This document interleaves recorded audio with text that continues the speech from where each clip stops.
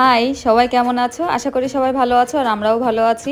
আরও একটা নতুন ব্লগ নিয়ে চলে আসলাম আর একটা নতুন ব্লগে তোমাদের সবাইকে ওয়েলকাম। আর আজকে যে ব্লগটা তোমরা দেখতে চলেছো এই ব্লগটা কিন্তু আমি প্রথমেই বলে দিই যে এই ব্লগটা কিন্তু আমি একদিনে করিনি, ব্লগটা আমার দুদিনে করা হয়েছে। যেহেতু আমি খুব ব্যস্ত ছিলাম, সেটা তোমরা ভিডিওটা দেখলেই বুঝতে পারবে যে আমি খুব ব্যস্ততার মধ্যেই দুদিন আমার কাটছে। আর ব্যস্ত ছিলাম ব্যস্ত মানে বাড়িরই কাজকর্ম নিয়েই ব্যস্ত ছিলাম। আর ভিডিওটা তোমরা দেখলেই বুঝতে পারবে যে আমি ব্যস্ত ছিলাম কেন। আর ভিডিওটা আমি এই জন্য কন্টিনিউ করতে পারিনি, একভাবে আমি ভিডিওটা শ্যুট করতে পারিনি। তো কিছু কিছু কাজ ছিল আমার, যেটা তোমরা এই ভিডিও দেখলেই বুঝতে পারবে। তো ভিডিওটা তোমরা দেখতে থাকো। আর বাড়িতে এই ছোটোখাটো কাজ করতে গেলেও কিন্তু একা হাতে কাজ করে একা হাতে ক্যামেরা ধরে ভিডিও শ্যুট করা হয় না। তো অনেক ভিডিও কিন্তু আমি স্কিপ করে গেছি, যেহেতু একা একা আমি ক্যামেরা ধরে ভিডিও শ্যুট করতে পারিনি। যেমন এই যে ডাল চুড়েছি, তিল চুড়েছি। আর বরমশাইও খুব কাজে ব্যস্ত ছিল, মাঠের কাজে ব্যস্ত ছিল। তো ওই জন্য বরমশাইও সময় দিতে পারেনি যে ভিডিওগুলো একটু করে দেবে। তো চলো, আমি ভাবলাম তাহলে এখন থেকেই ভিডিওটা স্টার্ট করি। তো ওই যে ডালগুলো দেখতে পেলে, সেই ডালগুলো কিন্তু আমাদের সেই মাঠে লাগিয়েছিল, মটরের ডাল। তো অল্প কটা আমরা বাড়িতে নিয়ে এসে আগে আর যাতাতে চুড়ে নিয়েছি বাড়িতে খাওয়ার জন্য। তো দেখতে পেলে ডালগুলো দেখিয়ে দিলাম। আর তার সাথে সাথে তিলও চুড়েছিলাম। আর তিল দিয়ে আজকে বাড়িতে একটু কিছু খাওয়া দাওয়া হবে, তো পিঠে বানানো হবে তিল দিয়ে। তো ওই জন্য তিলও চুড়েছি, এদিকে সর্ষে রোদ দিয়েছি, এদিকে হলো চালের গুঁড়ি কুটেছি। আর তার সাথে সাথে কিন্তু কালাইয়ের ডালের বড়াও দেওয়া হয়েছে, যেগুলো আমি তোমাদের সঙ্গে একদমই শেয়ার করতে পারলাম না ভিডিও। আর সেই ডাল বাটা থেকে কিছুটা ডাল রেখে দিয়ে এখন এই যে বড়া বানাচ্ছিলাম। তো সারাদিন তো এরকম ব্যস্ততার মধ্যেই কেটে গেছে। আর এখন হয়ে গেছে সন্ধ্যা। আর সন্ধ্যাবেলায় দেখো এখন বসে পড়েছি আমরা পিঠে বানাতে।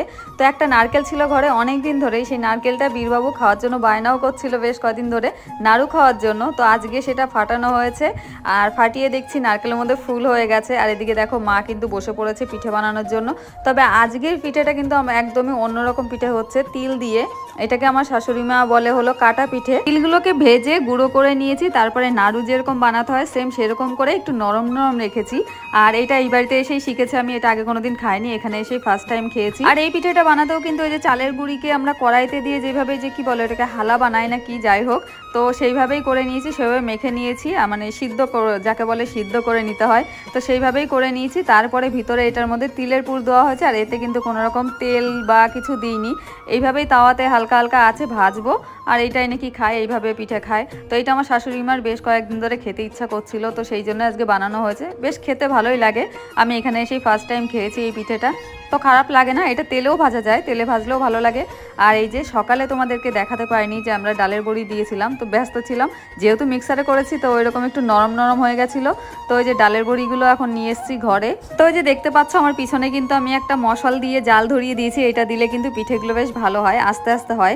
আর না হয়তো ওই তাওয়াটা পুরো পুড়ে যাবে। আর এমনিতেও ওই পিঠে বানাতে গেলে তাওয়াগুলো পুড়েই যায়, যেহেতু এটা শুধু একটু হালকা হালকা ভাজা হবে, কোনো তেল টেল নেই, তো একটু পুরাই লেগে যায়। তো নারকেলও কুড়িয়ে নিলাম, নারকেল কুড়িয়ে এখন আবার বসিয়ে দিয়েছি নারকেলটা কড়াইতে, এখন হবে নারকেলের নাড়ু। তবে আজকে ভাবছি নাড়ু বানাবো না, অন্য কিছু বানাবো। তো চলো দেখতে থাকো কি বানাবো, সেটাও তোমাদেরকে দেখাবো। আর যতক্ষণ না পাক আসছে ততক্ষণ তো কড়াইতে একটু নাড়াচাড়া করতে হবে, হালকা হালকা আছে। তো এখানে বীরবাবু নাচ করছিল, যেহেতু ওর জন্য বানাচ্ছে আজকে এইগুলো। তো ও তো খাওয়ার জন্য খুব আনন্দ করছিল যে কখন হবে কখন খাবে। তো আজকে নারকেলের নাড়ু বানাইনি, আজকেও আমি বানাবো। এটার কি নাম বলবো বলো তো, যেহেতু আমি কিন্তু এটার নামও জানি না। আর এটা আমার হঠাৎ মনে আসলো, তাই আমি এটা বানিয়েছি বলতে এটা থালায় রেখে তারপরে আমি হয়েছি পিস পিস করে কেটে দেবো। তো এটার কোনো নাম নেই। আর তারপরে বসে পড়েছি আবার তিলের নাড়ু বানাতে। আর আমার বীরবাবুর কিন্তু হঠাৎই বায়না ওঠে যে ও নাড়ু খাবে, মোয়া খাবে, এটা খাবে সেটা খাবে। তো হঠাৎই ওর বায়না হয়। তো দুদিন ধরে একটু বায়না করছিল, তো আমাদের সময় হয়ে উঠছিল না। তো ভাবছি আজকে যতই ব্যস্ত থাকি না কেন ওর জন্য এগুলো করেই দেবো। তো এই যে দেখো নারকেলগুলোকে ভালো করে এই যে পাক দিয়ে জাল দিয়ে নিয়েছি, তারপরে এই যে থালাটায় নামিয়েছিলাম। আর তারপরে এরকম পিস পিস করে কেটেছি নাড়ু বানাতে। সেটা কি বানিয়েছে আমি নিজেও জানি না, নাম জানি না। তো আমার ছেলে ভালোই খুশি হয়েছিল। আর এটা কিন্তু পরের দিন সকালে, একদম ফার্স্ট সকালই বলতে পারো, কারণ আজকে কিন্তু আমাদের বাড়িতে কয়েকজনের লোকজন আসবে। তো তাদের জন্যই কিন্তু এই যে সকাল সকাল বরমশাই বাজারে গিয়েছিল। আর এই যে দেখতেই পাচ্ছ কত রকম মাছ নিয়ে চলে এসেছে। তো এখন এই মাছগুলো কেটে ধুয়ে আমাকে রান্নাঘরেও যেতে হবে তাড়াতাড়ি। আর এখন কিন্তু হয়ে গেছে দুপুর। আর আমাদের বাড়িতে যাদের আসার কথা ছিল সবাই চলে এসেছে। আর এই কাকু এসেছে সবার লাস্টে। আর এই কাকু দেখো মিষ্টির প্যাকেট নিয়ে এসেছে দুটো হাতে। তো কাকু মিষ্টির প্যাকেটটা আমার হাতেই দিল, আর আমি কাকুকে একটু প্রণামও করে নিলাম। এই কাকুর বাড়ি কিন্তু আমাদের এখানেই।